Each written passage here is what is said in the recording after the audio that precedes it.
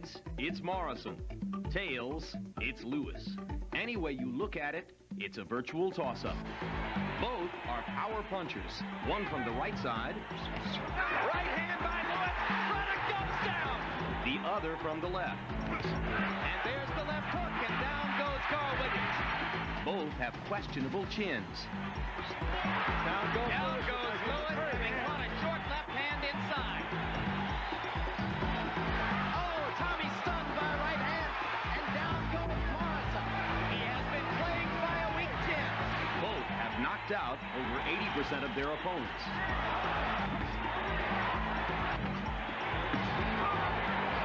Both have overcome adversity. Good right hand by Williams, and down goes Morrison. Another dramatic power punching comeback for Tommy Morrison. Good right hand by right hand. Bruno has Lewis in serious trouble. Lewis in trouble in the corner, and lands a sensational left hook. What a comeback by Lewis. And both hope still to be standing when this night is over.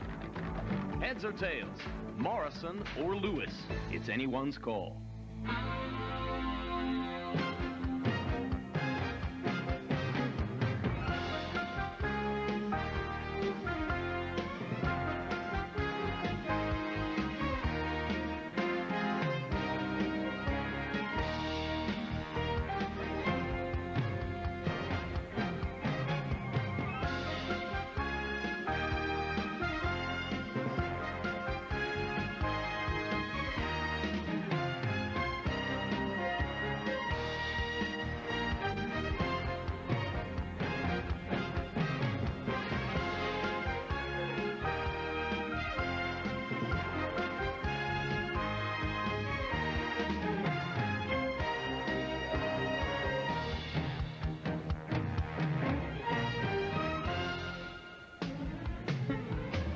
From the Atlantic City Convention Center in Atlantic City, New Jersey, HBO Sports presents World Championship Boxing as two power-punching heavyweights, Lennox Lewis and Tommy Morrison, face one another in a matchup scheduled for 12 rounds.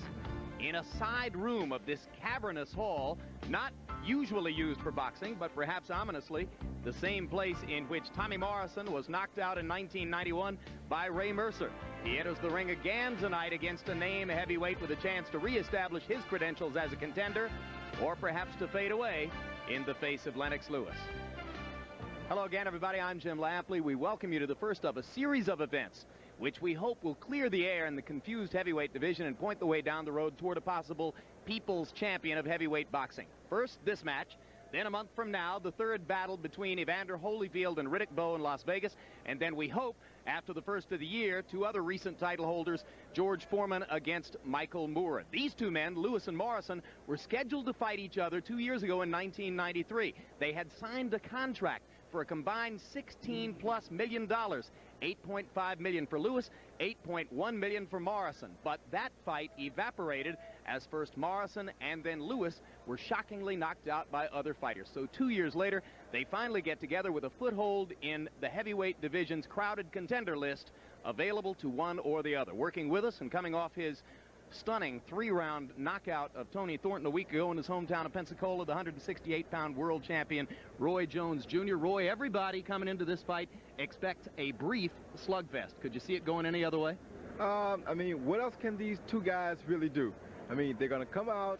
Nobody wants to waste time. The first guy who lands the big shot will be the guy who's in control.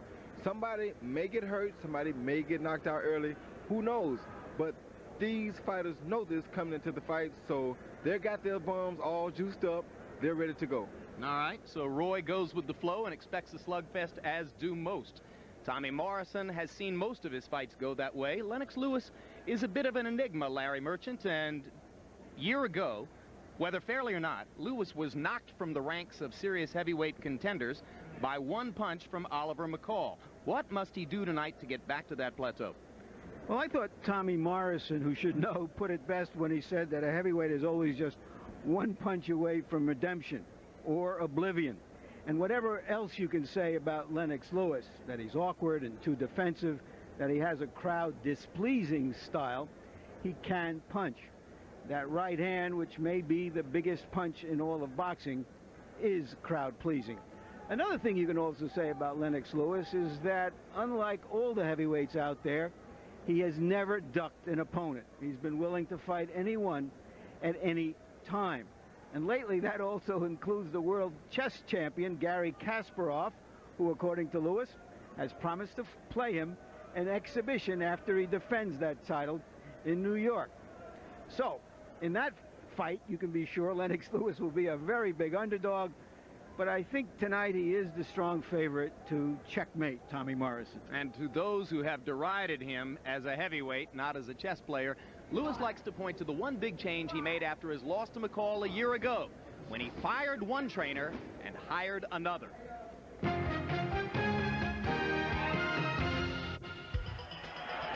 a slow start for Lewis. Lewis pawing with the jab as Lewis is fighting with his feet very wide apart. Lewis is easily confused. Down goes Lewis. He caught a short left. I can't believe what I just saw.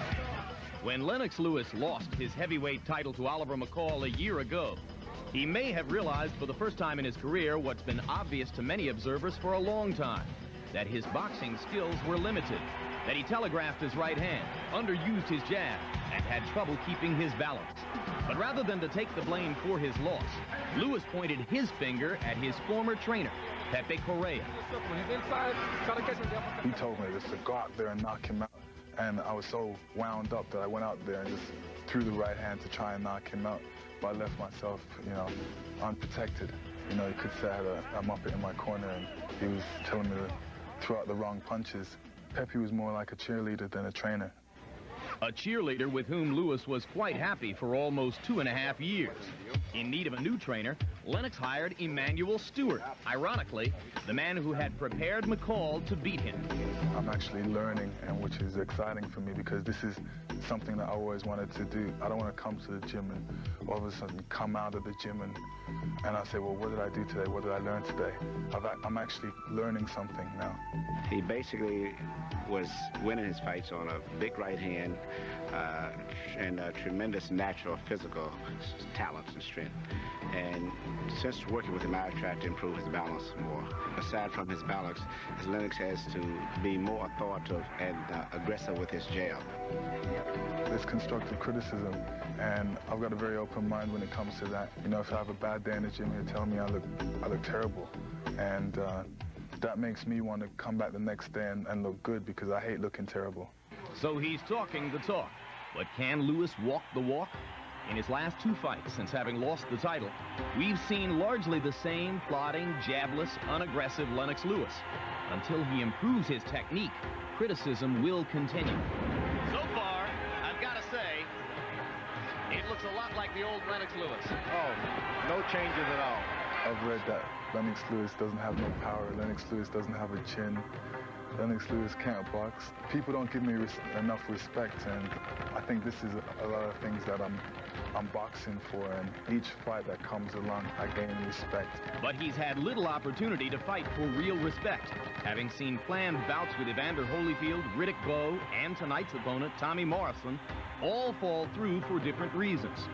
Even in his hometown of London, Lewis plays second fiddle to countryman Frank Bruno, especially now, because Bruno holds the title Lewis lost to Oliver McCall. I've already fought Frank Bruno. I've given 17 unanswered punches where the referee had to dive in and save him. Bruno is the past. Lennox Lewis is the future.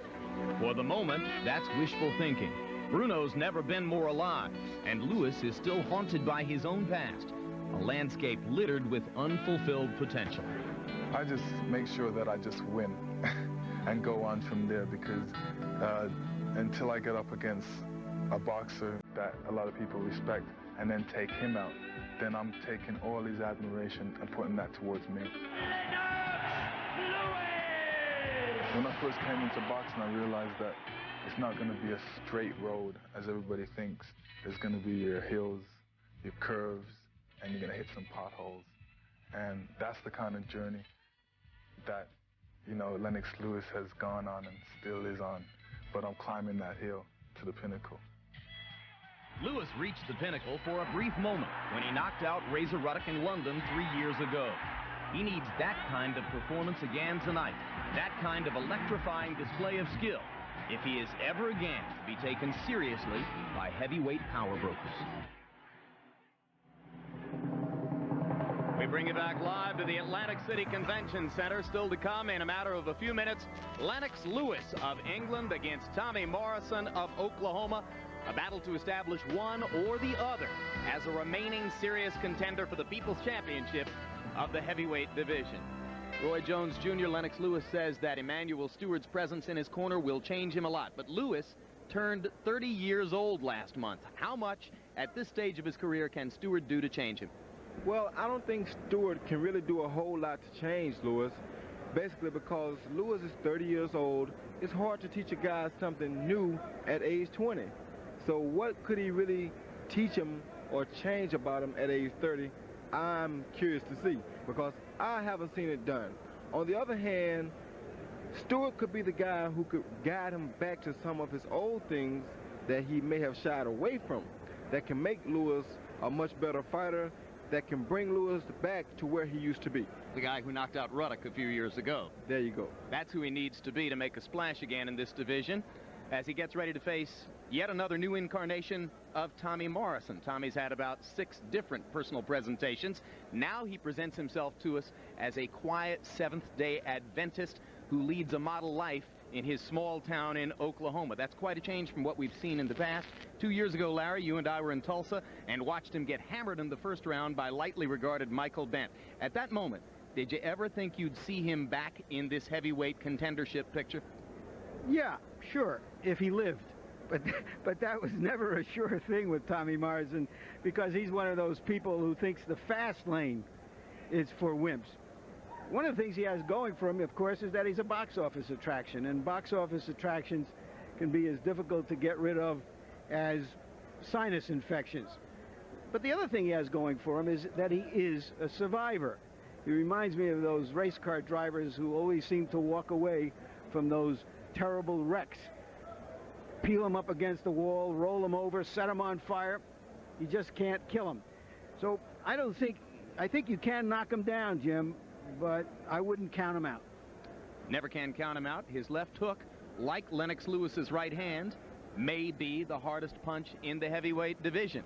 But what about the new lifestyle? Well, Tommy Morrison says it will never be the same as it used to be.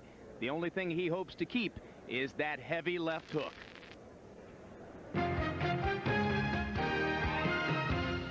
When Tommy Morrison first appeared in the late 80s, he was, inevitably, billed as the next great white hope. A slugger with a swagger who co-starred in Rocky V, he won his first 28 fights, 24 by knockout. But success came so easily, training lost its urgency. Tommy Morrison hit hard, but he partied harder. Got into a few tangles here and there, drank a little bit too much, but that was the extent of it. You know, I felt that I got crucified by that short stint that I had hanging out in clubs and that sort of stuff. But to me, it was fun, and I was too young to realize and too young to be responsible for my career. You know, my career it wasn't always helping me. There was a lot of people that were depending on me, and I was a very selfish person at one time, and I didn't really care about them. Only I was a me person. A fifth-round knockout loss to Ray Mercer in 1991 stunned Morrison, but not enough to stop him from drinking or hanging out in clubs. For a long time, I think I was in denial a lot. I mean, I knew what my problems were. I just had a hard time admitting it to myself. Tommy continued his routine of partying and training. But in 1993, he won a tactical decision over George Foreman. That victory set the stage for an $8 million bout against then-champion Lennox Lewis. But before Lewis, Morrison first took what he considered to be an easy tune-up fight against Michael Bent. A first-round KO for Michael Bent. And there goes Tommy Morrison's $8 million payday. That was probably the bottom, and that was after the Bent fight. There was about a period of about 2 or 3 months there where I didn't do anything. I didn't do any training at all. You know, boxing was the furthest thing from my mind. I started trying to drown my sorrows. And one day I was sitting there in my apartment, and I just got so frustrated and so hurt, and I just started crying. Sometimes you have to hit bottom before you can bounce back. His career slipping away, Tommy Morrison retreated to his roots. He left the party life in his adopted home of Kansas City, Missouri, and bought a ranch near his childhood home in the quiet town of Jay, Oklahoma. My focus in life was not a bar anymore. I don't go to bars no more. I don't want to be around that sort of lifestyle. And well, I'm just so happy that that's all behind me. You know, there comes a time in everybody's life you got to grow up a little bit, and I finally reached that level of maturity where I started doing things right. You know, trying to make people happy, and number one, trying to make myself happy. Tommy has tried to separate himself from the temptations that damaged him earlier. The only wild animals here are the monkey, the leopard, and the 2 cougars he now raises.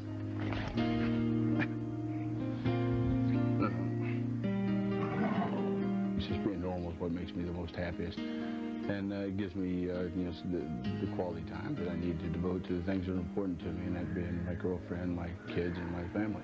Being in a position that I'm in now, a lot of people around here look up to me. A lot of my friends look up to me. My family looks up to me, and it's very hard. It would be very hard for me to look up to somebody that I knew wasn't doing the right thing. And I think there was a time there that where I wasn't doing the right thing, and I think it was obvious to everybody but me. Tommy is saying all the right things, but the boxing world is full of fighters who have claimed to be changed men, only to revert back to their troubled pasts. People can just judge me on what they see, you know, and what I've done. And I feel that if they do that, then they'll see that I'm very sincere about what I've said, and very sincere about my actions and trying to straighten myself out. If Tommy Morrison is truly now walking the straight and narrow, he'll remember that the road ahead is still uncertain, in and out of the ring. Tail of the tape, and as we mentioned, Lennox Lewis turned 30 last month. Morrison still only 26 years old. Morrison weighs 227. That's what Lewis weighed on his best night, Halloween '92, when he knocked out Ruddock. But now he's up to 241, and Lewis has a 4-inch reach advantage. Punch that numbers, Larry. Take a look at their profiles of activity, and you can see that they are roughly active in the same degree. About average for heavyweights. The jabs may be the key here, because what we have noticed in their fights is that when they use the jab is when each of them is most effective. And rules of the bout with our unofficial ringside scorer, Harold Letterman. The Lennox Lewis-Tommy Morrison fight is scheduled for 12 rounds. The standing 8 count is in effect. There is no 3 knockdown rule. Only the referee can stop the fight, and you cannot be saved by the bell in any round, including the last. Jim. And there was the obligatory last-minute war of wills over who would enter the ring first. Ultimately settled by a coin flip. And the winner or loser, if you choose to call it that, of the coin flip is Lennox Lewis, and he will enter the ring first. You mentioned his weight, Jim. He's one of those athletes with a wonderful body who conceals a weight gain. If Riddick Bowe had put on 14 pounds since he had won the title, everybody would be saying he's sloppy, he doesn't care anymore, he's not interested in fighting. So maybe beneath that cape, there's something else going on inside Lennox Lewis, and we'll find out tonight. Lewis claims, I'm just a big guy, I train hard, I eat the right way, and if the numbers on the scale go up, all that means is I'm still growing. Is he fooling himself, Roy? Well, I think he could be fooling himself, because this guy at age 30 is not growing as what we consider growing. He may be expanding, but not growing. So the expansive Lewis, with an expansive and seemingly constantly expanding entourage, makes his way in. Lewis has been promised a shot at the WBC title if he wins here, but we all know what those kinds of promises mean from the WBC.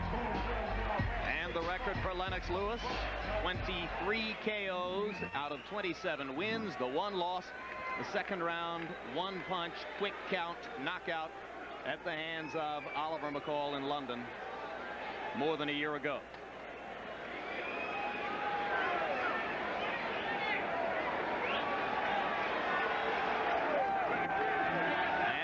buoyed by trainer Tommy Burgett. Here comes Tommy Morrison.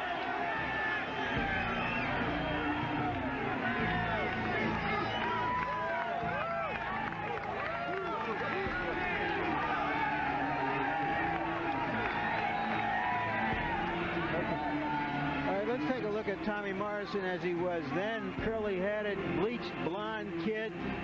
And now you see him now trying to make the same kind of transformation to a serious athlete as Andre Agassi did. Can he be as successful as Agassi has been since he showed his maturity?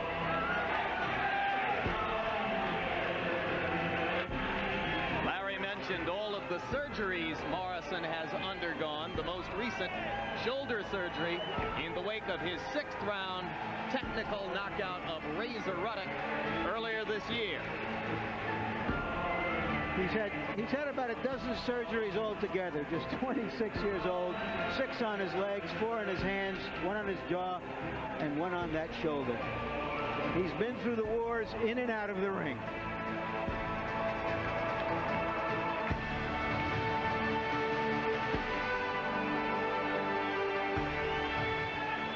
TCB on the back of Morrison's robe stand for taking care of business.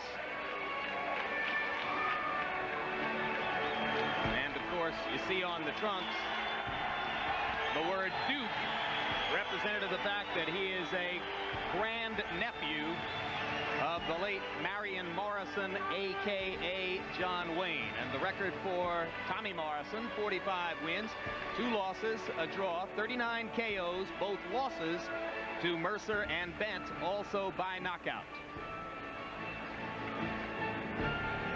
Tommy Morrison is a 3-to-1 betting underdog in this fight, probably as much as anything because of this. His penchant for tasting the canvas. 10 times in the 90s, Morrison's been knocked down. There they are, once by Mercer, once by Hip, twice by Williams, 3 times by Bent, twice by journeyman Ross Purity, and once by Razor Ruddock, as Larry Merchant points out. He only lost the Mercer and Bent fights, so from 6 of these knockdowns, he got up and won the fight. But Roy Jones will look at some tape of Tommy, and you tell us, why is he so vulnerable to the knockdown? One of the main reasons is that Tommy is a big puncher. When you're a big puncher like that, you have to be stationary to deliver the big shots. They also take up more time getting from point A to point B. So most of the time he's caught either between the big shots or caught looking for a big shot. Here's right the Bent fight. Boom, he got caught right between 2 big shots. He threw 1 big shot, took time to get set for the other, and Bent caught him. So what you're saying is when he's attacking, Tommy Morrison is an ideal target for a counterpuncher. Lewis is seen by most as a natural counterpuncher. Lewis is a great counterpuncher, and if he takes his time tonight, doesn't get too quick to try to counter, then he may be at an advantage over Tommy Morrison because of this. All right, Roy Jones Jr. Now let's go up to ring announcer Michael Buffer for the pre-fight introductions. Ladies and gentlemen, main events, Panics Promotions, Holden Productions, and the Casino Association of New Jersey, along with your undisputed, undefeated King of Beers, Budweiser. This Bud's for You present the featured bout of the evening, 12 rounds of boxing in the heavyweight division. This bout is sanctioned by the New Jersey State Athletic Control Board, Boxing Commissioner Larry Hazard Sr. The 3 judges assigned to ringside to score this bout on a 10-point must system are Frank Brunette, Al DeVito, and Eugene Grant. And when the bell rings, the man in charge of the action, referee Mills Lane. And now, ladies and gentlemen, from the convention hall here in Atlantic City, New Jersey, let's get ready to rumble!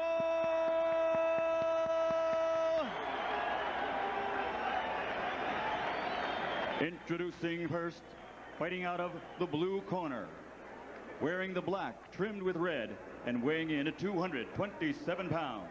He comes to us tonight from Jay, Oklahoma, and brings a professional record of 45 victories against only 2 defeats with 1 draw, and 39 of his victories are by way of knockout. In his career, he holds victories over Razor Ruddock, Pinklin Thomas, and Big George Foreman. And he has captured 2 championship belts from the WBO and the IBC. Ladies and gentlemen, introducing a 2-time world heavyweight champion, Tommy the Duke Morrison.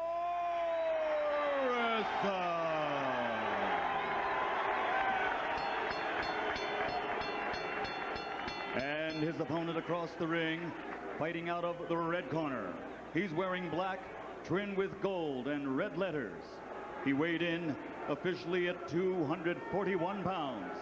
In 1988, he captured Olympic gold by defeating Riddick Bowe.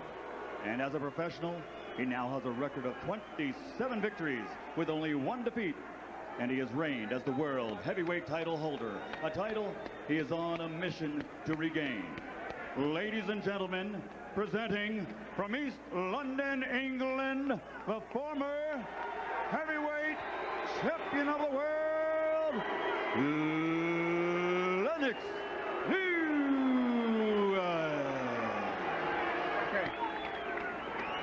Okay. All right. Tommy, Morrison. All right, listen up. If he goes right here, Tommy, right here is going to be all right. We've already gone through all the instructions. Expect a tough, clean fight. Protect yourself at all times. Any questions here? Any questions here? Let's get it on. These fighters are not so much at a crossroads as at an intersection without any stoplights, and everybody is looking for a big collision. Yesterday, when we met with them, Lennox Lewis made a big point of telling us that he has learned since the McCall fight how to ease his way into a bout, not looking for the big punch from the outset. Tommy Morrison has made a big point of saying, I don't think I can outbox Lennox Lewis. I don't even think it's worth trying. But he did outbox George Foreman a couple of years ago, and there are some of us who still expect to see some of those in and out tactics. I think Morrison made a very good statement, because with Lennox using this jab like he is, it's going to be very difficult for Morrison to outbox him. The weight that Lennox has added looks good. He is not too big. He's gained weight in all the right places. It must be mostly in his legs, because I cannot tell from his upper body. His upper body looks good. Lewis trying to land the right cross, has missed a couple of them so far. Morrison not able to open up and throw much yet, as Lewis is keeping him at bay with the jab.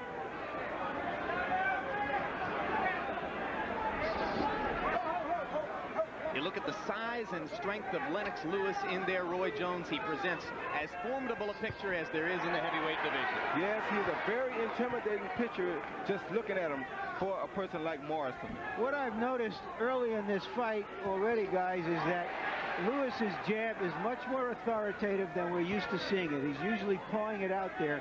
He's trying to put some steam behind it now. Yes, but he can't get lackadaisical with it and slow it down, because this is the best punch in boxing to counter a jab. Hard right hand by Tommy Morrison as he steps in and gets it across the top of Lewis's left shoulder. Which Morrison just tried to do.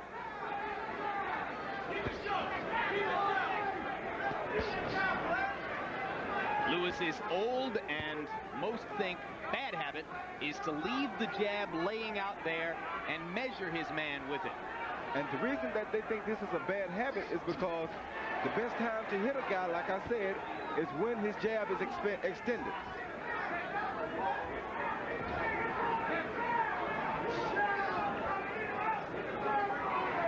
More than 2 minutes into the round, Tommy Morrison has landed 2 counter right hands against Lennox Lewis's jab, but Lewis's jab has dominated the action so far. Morrison's left was blocked against Lewis's arms. The right hand got through again. If I were in Lewis's corner, I would be telling him to throw the straight right to the body zone. That would move Tommy Morrison's hand, and that would create an opening for the right hand to the face. Lewis finding an inviting target for the jab so far. Has missed every time with the right hand, but Morrison is very aware of Lewis's right and flinches away from it when Lennox throws.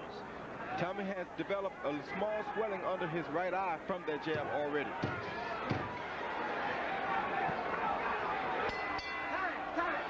Another right hand miss as the round comes to a close. and a relaxed Morrison allows himself to go to his knees. Lewis pushing him on the back of the head. All right. Keep working the jab. You're going to find him. He's really cautious. He felt the power, and he's not coming in. He's staying back. Just keep working the jab. Everything will happen. He may be getting away from him, but sooner or later you'll get close enough. You'll figure out instead of taking it over, you get close enough, maybe take it right on up underneath. But keep working the left hand. He can't get his attack going because he's felt the power of the jab. So let's work on the jab. Everything will fall in place. It's a little higher time. After you throw a combination, you make sure you come out low. Ultimately, you're going to see that right hand coming all night long. All right? Let's take it away from him by using more jabs, more sevens. Double up on your seven, look for the body. Double up on your seven, look for the body. A little more speed. Lewis is trying to do two things. One, you see his right hand is high. He's ready for the great left hook that Morrison does have. And secondly, it's that jab. He's trying to force an opening rather than merely wait for an opening as he has often done in the past. There he was holding the left hand out there as he tried to land the right hand over the top, but he threw 52 snapping jabs in round number 1, and that kind of activity can only be a product of Emmanuel Stewart's reworking of Lennox Lewis's fighting style. That's the right hand that Lennox threw right then that I'm saying he should throw to the body. That way, later in the fight, if he starts to tire, Morrison will tire too from these body shots. If he punches to the body at all, Roy, it's a big step forward. One thing we've noticed in Lewis's past fights, he seems to forget constantly to go to the body. Morrison seems to be forgetting that same thing right now, though. He should be working Lewis's body as well. He's the shorter fighter here. For him to have an advantage, he should throw more body shots that can bring Lewis's hands down. Morrison almost sneaked the left hook past Lewis's right hand. It was partially blocked. Lennox Lewis beating Tommy Morrison to the punch with the jab. Tommy just hasn't gotten his jab going because Lennox's left hand keeps coming out.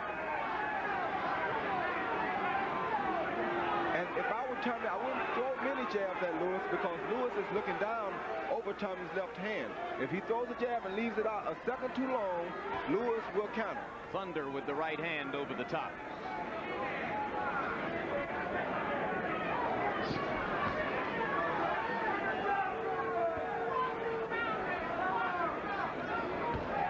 One thing I did like about Tommy is that in between the first and second round in the corner, Tommy was breathing, long stride, and that's a good body shot.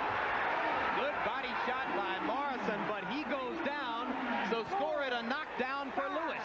I thought it was a left hook. The fighters had their backs to us, so we couldn't tell. But if it was a very short left hook. Fascinating exchange because Morrison seemed to be doing damage to the body, and all of a sudden he was on the canvas. It was a counter left hook. Right between his combinations, his big punches, which is what I told you earlier about the big punches that he throws. That's what happens to Morrison. Lewis just misses with the right hand, and now there's blood at Tommy Morrison's right eye. So the little left hook from Lennox Lewis that put Morrison down has apparently also cut his eye. Both fighters more aggressive now. Morrison needs to move his head more. He's making himself a still target for Lewis. Lewis looking down can hit a still target much, much easier than Tommy can looking up. Both fighters need more head movement. Right now, Morrison is the one who needs it most. Round 2 coming to a close. There was a knockdown in the round for Lewis.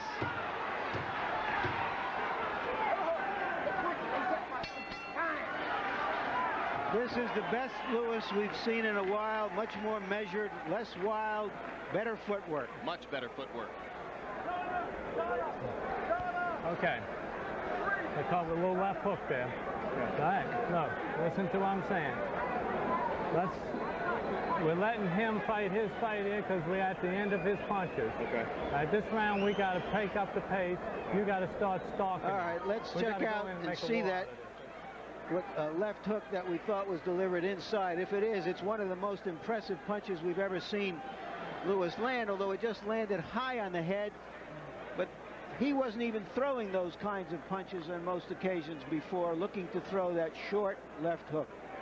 They get a little lower. One thing about the combination that enabled Morrison to be hit was that he threw a double right hand, which left the right side of the face wide open for too long of a period of time. In the corner. Lewis also has that right hand up around his head like a gate, trying to block Morrison's way in with it. There's another good left hook by Lennox Lewis, and as he goes right after the eye that he bloodied in the last round. The way he's throwing that hook is almost as though he's been watching some Roy Jones tapes or something. It's not that good, Roy.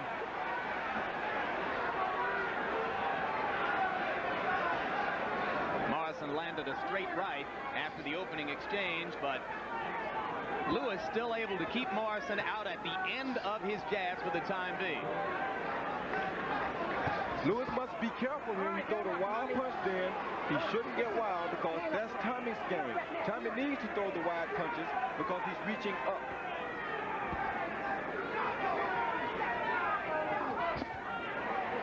The knockdown, of course, marked the 11th time in the decade of the 90s that Tommy Morrison's been down. There's another good left hook for Lennox Lewis. And if Morrison keeps standing out there and letting Lennox dictate the pace, you can count for a 12th knockdown because he will go down again.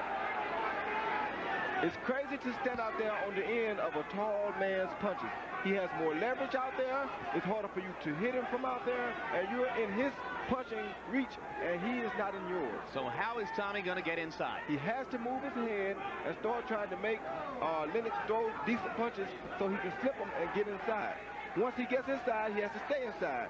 That right there is not the place for Morrison to be. So far, he has not been able to slip Lewis's jab. He's eating it, and as long as that's the case, he won't get inside. Well, there he's inside. He can block the jab, go in, but he can't throw 2 and 3 punch combinations because Lennox is doing something smart. He's punching between Morrison's punches, which is what I told you would be a problem for him. Let him go, Lennox. Let him go, Tommy. Let's get the table. Lewis landed a downward canted right hand there. Not full power.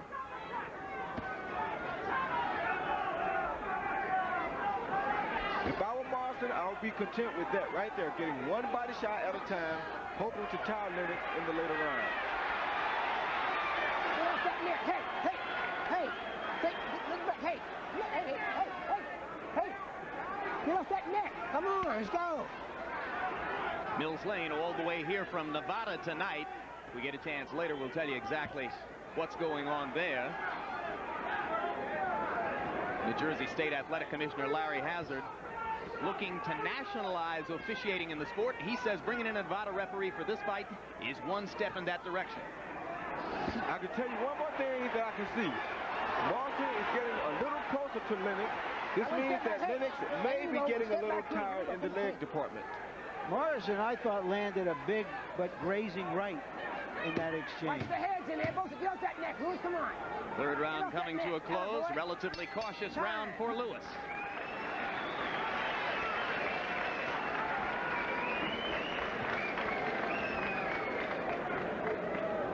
You know what you can do. I'm going to leave it up to you. If you want to, you could almost just walk him down. Get right inside on him now because you got control of him inside. Walk him down if you want to with short shots and keep making him move back. Take the rest of the strength. You don't have to worry about no shots. You can walk him down and stay with short shots there and push him back while you're punching. Because your punches are much shorter than his punches, yes.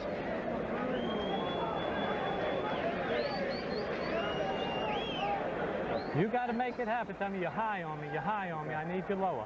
I need you lower. You got to sit down on that hip, get the weight on the ball of the front foot. All right? Head movement as you're coming in. Constant head movement. Coming in, head movement? Yes. Low hips, ball of the foot. That's the way. It's up to you. If you want to walk him down, just put your hands up tight and walk straight to him. He can't do shit. It's too much weight, too much strength. Break him down. Stewart's pretty confident in there, Roy. Yeah, but you never should underestimate a puncher such as Tommy Morrison. I wouldn't try to walk him down. I would sit there and box him just like Lennox is doing. Keep him off balance with the jab and just peck him until you set up a big shot. If you've been as successful as Lewis has been up to this point, why would you change it? Why wouldn't you just wait for the big one to come to you? It's almost like backing a cat into the corner if you put your hands up and walk him down. You're going to make him fight him much harder than he is doing right now. There's a right hand by Morrison. He's got a mouse under his left eye, but he's starting to connect more and more frequently with those right hands as he steps inside. Body shot landed, uppercut partially blocked by Morrison. Lewis short with the right hand. Stands to reason that if Lewis listens to Stewart and elects to walk on in, he's going to give Morrison more opportunities. That's what I just said. It's almost going to be like backing a cat into a corner and making him have to fight. If you force Morrison to fight, you're going to get caught with some big, sharp punches because he throws powerful, sharp punches. Tommy taking punishment off the jab. More and more, it looks like Morrison was correct when he said there was no way he could outbox Lennox Lewis. Yes, and I said that at the top because if Lennox uses this jab like he's doing, then there's no chance of Morrison outboxing him. He should work on trying to counter that jab. Lewis reaches forward and grabs Morrison. Mills Lane gets him at the distance again, and Lewis landed a right hand. The crowd booed that move that Lennox made, but that was a smart move. Morrison had got just about in his own punching range, and Lennox was not in his punching range, so he grabbed him. Kind of ring awareness Lewis has not always shown in his career. You put this talent together with real knowledge, and you've really got something, but that's always been the case. Another thing I see here, Lennox's jab is starting to look like it's falling slightly. If it falls, he'll have to be very careful after it comes back. It's falling on the way back. If it falls, he'll have to be very careful of that right hand right there. And that's what Tommy just tried to do, countering over the jab with the right hand. All right, one step back. One step back clean. Here we go. Come on. Lewis landing more punches. Morrison maybe landing the harder shots, although there was another hard left hook by Lennox Lewis. He's never been noted as a left hooker. It's been his most effective blow tonight.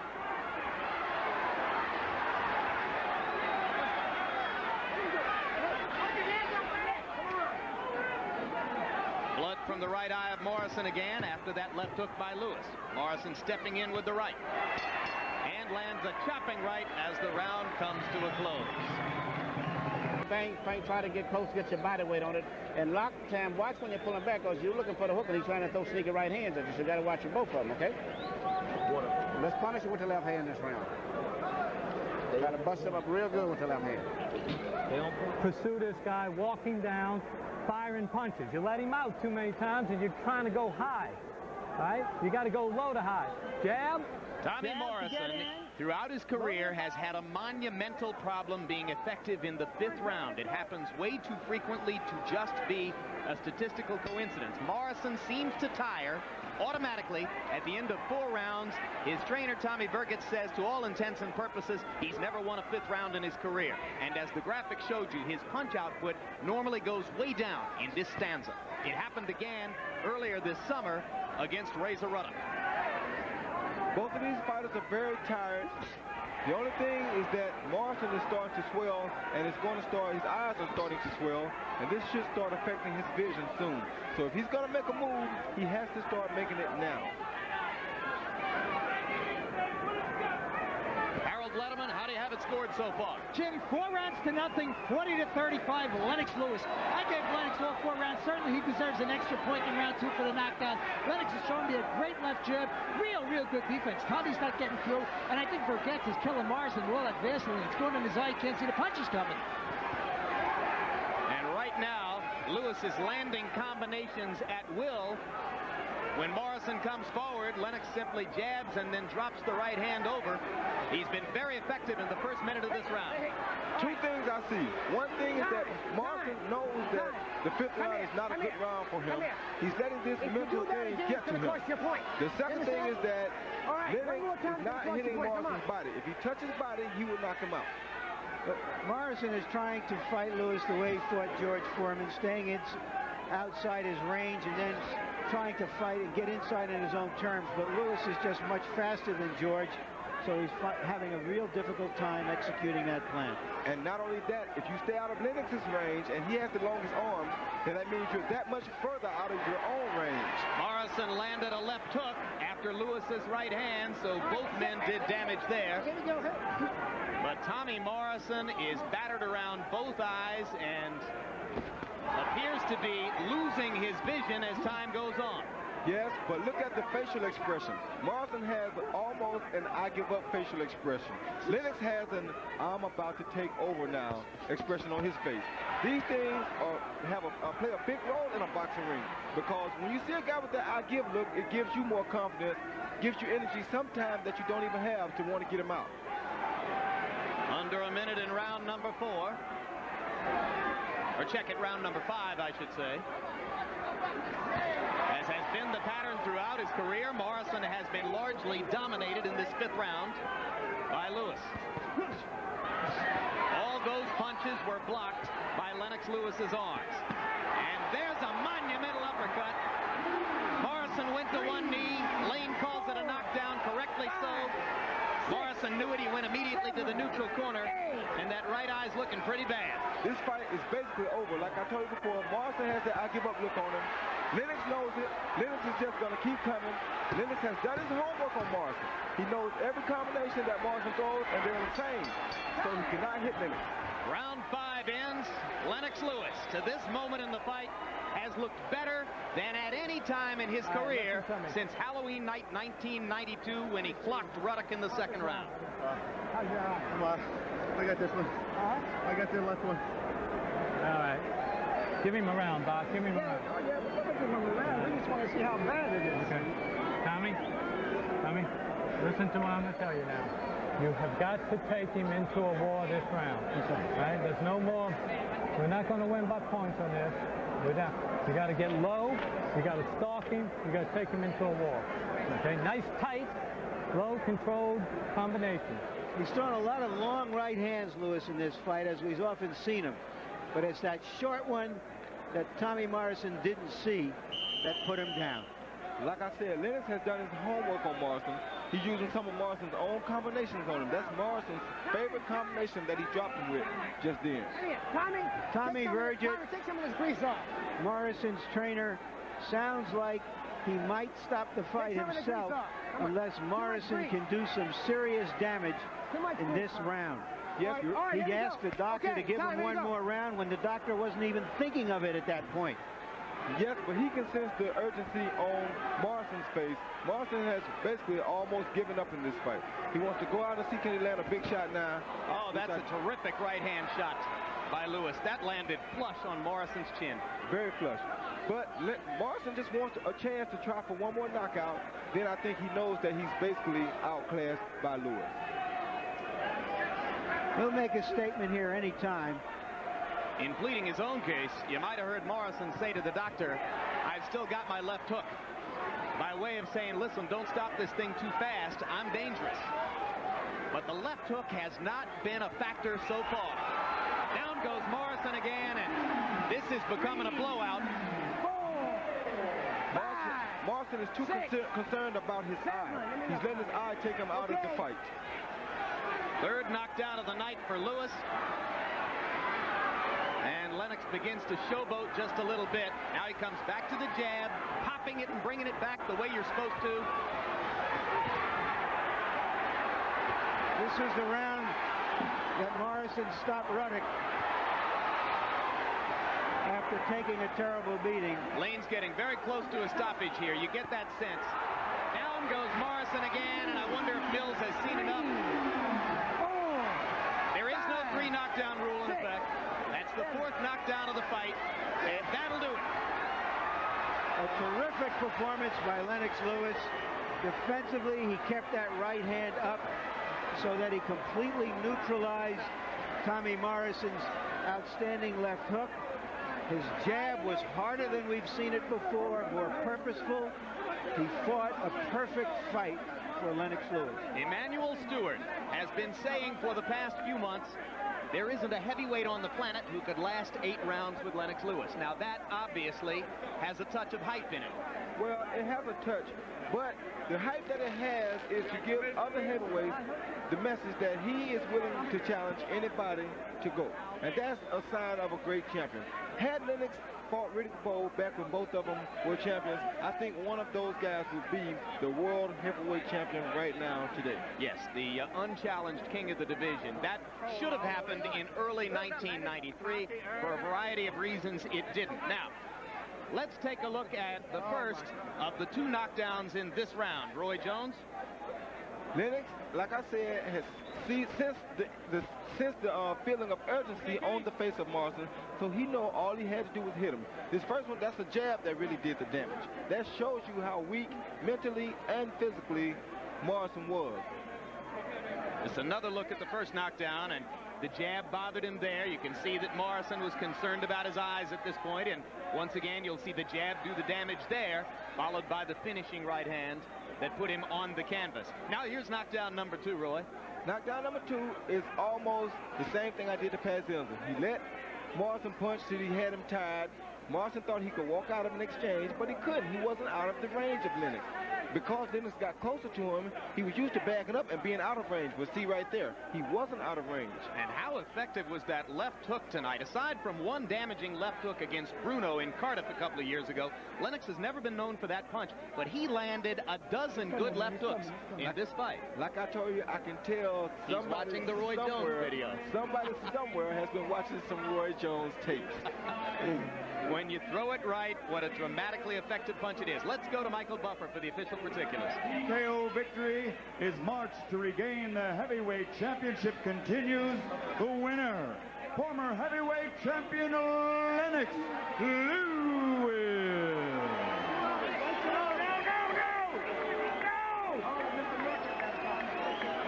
Final punch stat numbers, and you'll see Lewis's statistical dominance in the fight. Landed more than twice as many punches as Morrison, threw 130 more punches than Morrison, and brought his connect percentage in the last couple of rounds up from the middle 30s to over 50%. He landed 28 out of 38 punches in round number 6, by which point he was turning it into a blowout. 198 jabs thrown in 6 rounds by Lennox Lewis, and he landed 46% of them. That's the kind of boxing which could turn him into a legitimate threat to be the people's champion of the heavyweight division.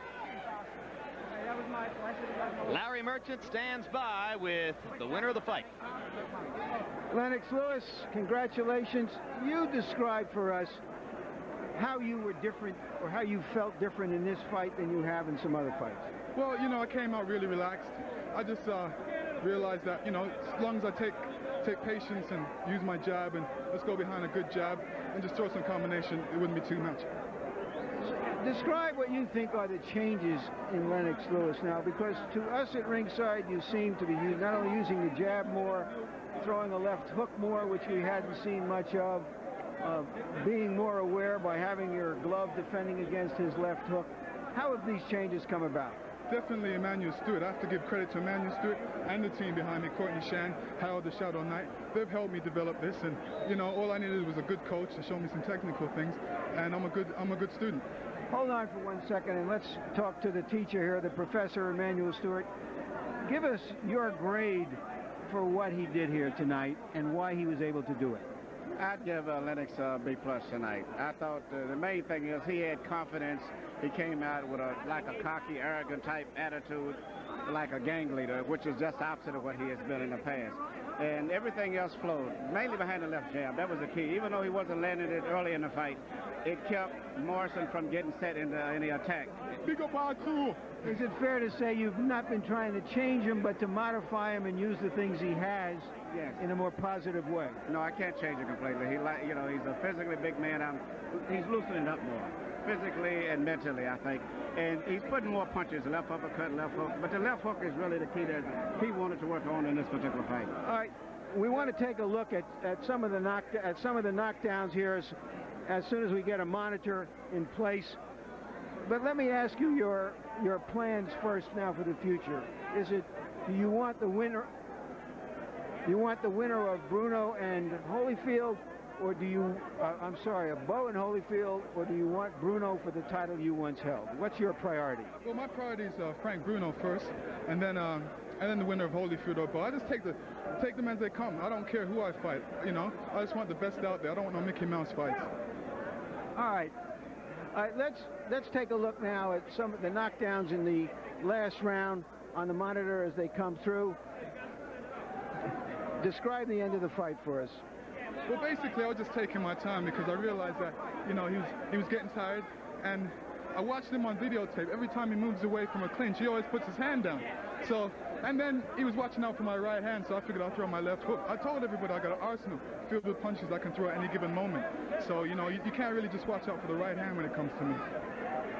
Thank you very much, and we hope to see you soon again, Lennox, after that performance. Jim? All right, thank you very much. Roy Jones Jr., that Lennox Lewis, is he a threat to be the best heavyweight there is? That Lennox Lewis is definitely a threat to be the best heavyweight on this planet today. Who would be the toughest matchup for him? Tyson, Holyfield, Bo? Which one of those guys would present him with the biggest style problem? One heavyweight would be a problem. That's the other guy who I think could be the best heavyweight on this planet. That happens to be Riddick Big Daddy Bo. And that would be a tremendous sight to see if they ever got in together, because they'd both be over 240 pounds, and they're the two hardest right-hand punchers in the division, probably. And they're both almost equal in style, equal in size, and equal in talent. So it will come down to a hard thing, a thinking man's game, and that way you'll find out exactly who is the best heavyweight out there today. People are always speculating about you fighting heavyweights. In fact, there's been discussion about what it would be like if you fought Tyson. Would you fight this guy? Nah, he's a little too tall. I have the same problem that Morrison had. I have a hard time catching him. I mean, you can't hit those tall guys. I wouldn't fight a big heavyweight. Let's go up to Larry again. All right, Tommy Morrison, it seemed to us that you were looking at a different, more disciplined Lennox Lewis in this fight than you might have seen before or hope to see again. Well, I think he was very disciplined in this fight, but, you know, one thing for me is that I wasn't able to execute the way I done. I just got a shot in the eye, it closed. I'm used to fighting with broken hands and broken jaws and all kinds of things, but I've never had to go to battle with something like this, and he's a long-arm guy. I have no excuses. I mean, he was a better man tonight, but, you know, I never fought in this position before, but I'm young, no sense in taking punishment, and I'll be back. You know, it's one of those things. So you're going to be coming back once again? Oh, definitely. You know, I think it would have been a different fight. Judging somebody as long as Lennox Lewis is difficult enough on its own. We tried to do it with one eye with the depth perception problem. Sometimes that's very difficult, and it's the first time I experienced it in 49 fights, and I didn't handle it that well, but next time we'll know what to do. You've always been a very keen and honest analyst of other fighters as well as yourself. Give us your analysis of this Lennox Lewis and some of the other big heavyweights out there. Well, based on the fight, you got to give him some credit. He did a good job against someone that's young and powerful. But on the flip side of that, was fighting a guy that was pretty much handicapped there. I never not used to participating under these conditions, and you know, I'm a young fighter. I have a lot to learn, and you know, long fighters like Lennox Lewis are difficult in the fight on their own. But go and do it with one eye with a depth perception problem makes it even a little more difficult. And you know, hey, he's come in, and I think he was in better shape tonight than I anticipated. He's been up in weight lately, but it doesn't seem to be giving him a problem, or certainly not giving him a problem with someone with one eye. Thank you very much, Tommy. Jim? All right, Larry, what about Tommy Morrison, Roy? Off of this performance, you're tempted to say that he's probably never going to be at a level where he could compete with the top 4 or 5 or 6 guys in the division. Well, his style just doesn't allow him to be able to compete with these guys with his chin not being extra strong. In order to be a small guy, you have to be able to absorb a lot of punches, because the taller guys are going to be punching down on you. You're a small target for them. You're open game. Every time you be still, they're going to hit you, and you have to be able to take 7 or 8 good punches in order to land one. And that one has to almost make up for that whole 7 or 8 that you took to get that one off. Roy, tremendous job again tonight. We'll look forward to seeing you again somewhere down the road. I guess you're at least going to come watch the fight November 4 in Las Vegas when Bo and Holyfield go against each other. Almost definitely. I would never let Riddick Bowe go another fight without me being there to watch. I have to start supporting my Olympic teammate. Roy Jones Jr., another great job working as our expert commentator tonight. Thank you very much. Larry Merchant, your closing comments on Lennox Lewis's destruction, really, of Tommy Morrison. Well, I've never seen a leopard change its spots or a tiger change its stripes, but I have just seen a fighter who once was a champion really trying to modify his style in a way that very few fighters are ever successful at. We can't say that he's completely successful because this is just one fight, but it speaks once again to the tremendous athleticism, intelligence, and ambition of this fighter. He let his ego get in the way before he went out to do the kinds of things that he really is uncomfortable with in his inner soul. In his inner soul, he's more defensive That's his personality. That's what he was taught to do. And now we've seen him make a pretty impressive statement, even though it was against a fighter who has some limitations, who isn't that widely respected. That's a pretty good thing he did there tonight. He couldn't have hoped for a better result, and I think he has served notice on all of the other heavyweights out there, and hopefully what I would like to see certainly is that he would fight the winner of Bowen Holyfield. Well, indeed, as we mentioned, this is the first of a series of events that we hope is going to clear the air in the heavyweight division, and in a moment we'll be talking to the two principals in the next big heavyweight fight upcoming. That one is scheduled, as we mentioned, for November 4 in Las Vegas, a pay-per-view event. Let's take a look ahead toward it. Welcome back live to ringside in Atlantic City, and right now we're ready to talk with both of the principals in the upcoming War Holyfield Bowe 3. From Atlanta, Evander Holyfield. From Las Vegas, where he's preparing for the fight, Riddick Bowe. Riddick, let me start with you because you're the man who fought Lennox Lewis in the Seoul Olympics 7 years ago. You've known him longer than anybody else in the heavyweight division. What about Lennox's performance tonight? Was that great Lewis, bad Morrison, or a little of both? I think a little of both. I think somewhere along the line, Tommy lost his concentration. And Lennox, he tried to use his jab a little bit more. So I think both things had something to do with it. Evander, let's talk about your path back into contendership in the heavyweight division. As you came back to the sport, you had a lot of options available to you. You chose a tough first-time-out battle against Ray Mercer. Now the third fight with Riddick Bowe. Why do you want to move already to this titanic confrontation? Well, I don't have a long time. After 1996, that will be it for me, and I want to fight the best fighters, and want to fight the fighters that going to bring me more money, just as well as more status. In both of the first two fights, both of you hit a lot and got hit a lot. It's hard to imagine after 24 rounds like that we're going to see anything different, Evander. Do you expect the third fight to be very much like the first two? Well, it should be a little different. I'm bringing more. I don't know what Riddick bringing, but I'm hoping that I won't get hit as much as I got hit in the first two fights, but I know that I'll be punching more and I'll be a lot stronger and I'll be a lot smarter.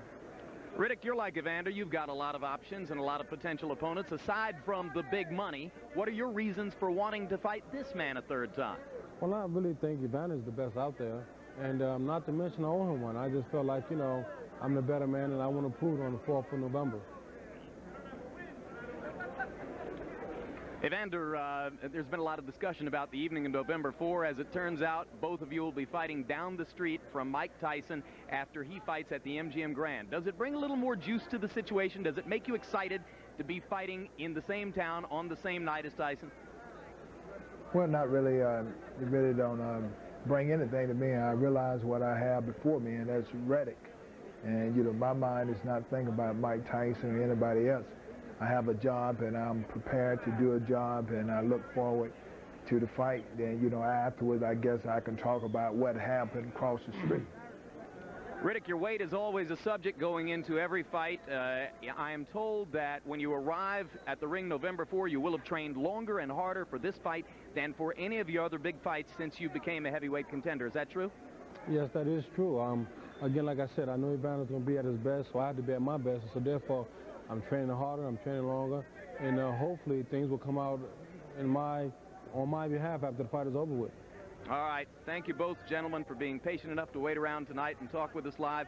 We look forward to seeing both of you on November 4. And with an eye toward that big pay-per-view event, we ask you to join myself, Larry Merchant, and George Foreman on Sunday, October 22 for Countdown to Bowe Holyfield 3, when we will preview and analyze this upcoming matchup, which has now evolved into the greatest rivalry in boxing today.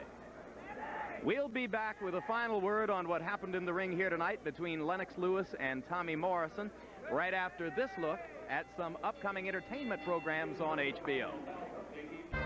Once again here in Atlantic City tonight, Lennox Lewis took a big step back toward the center of the heavyweight championship picture with a 1:34 TKO in the 6th round of Tommy Morrison. Lewis put Morrison on the canvas 4 times in the fight and thoroughly dominated the Oklahoman on the way to an easy victory. And Harold Letterman, I'm Jim Lampley saying goodbye from Atlantic City, New Jersey.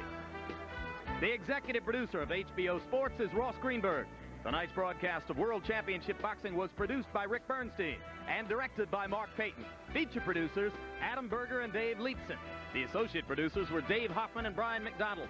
Assistants to the producer, Lisa Bennett, Jonathan Crystal, and Thomas Odelfelt. The production manager was John McCallie. And the technical supervisor was Bob Hunter.